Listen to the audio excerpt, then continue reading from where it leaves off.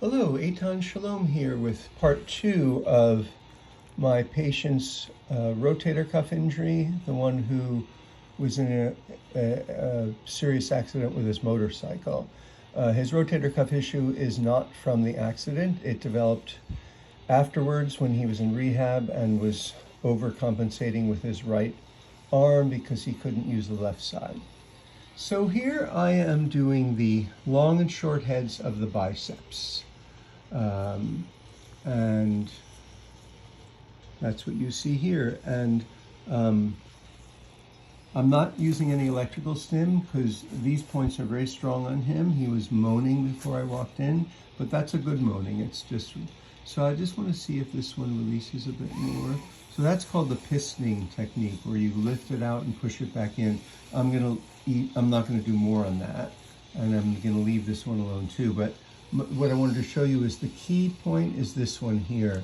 These are secondary, and they both reacted, but this one's the one that reacted the most.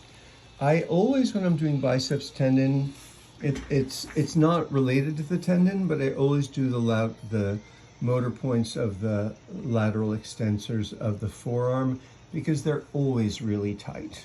And I got a great release on these. I'm going to leave them alone because I don't want to torture him, but these both jumped quite dramatically. Do you want me to stimulate this one more time or leave it? Yeah, leave it alone. He's agreeing.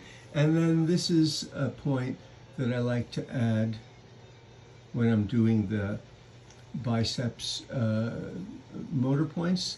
And again, it's not the biceps muscle or tendon, but the fascial layer that flows through the biceps comes down the forearm and ends up in the hand, which is probably why in Chinese medicine they would very often add this point called hagu, or large intestine 4.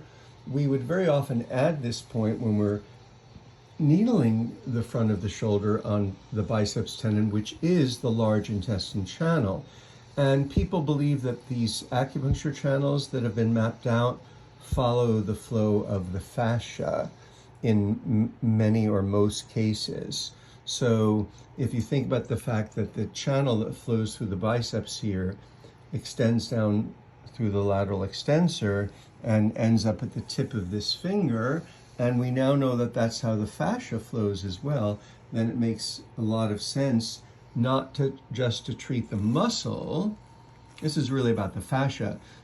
When you have inflammation in the motor point of the muscle, or inflammation in the tendon, the way Western medicine looks at a muscle is it begins here and ends there. There's a beginning and an end, but we now know that the fascial layer that flows through that muscle continues all the way to the hand. And that's why I do this point, and that's why I do these 2 points. And it's a very effective treatment. Thank you for tuning in.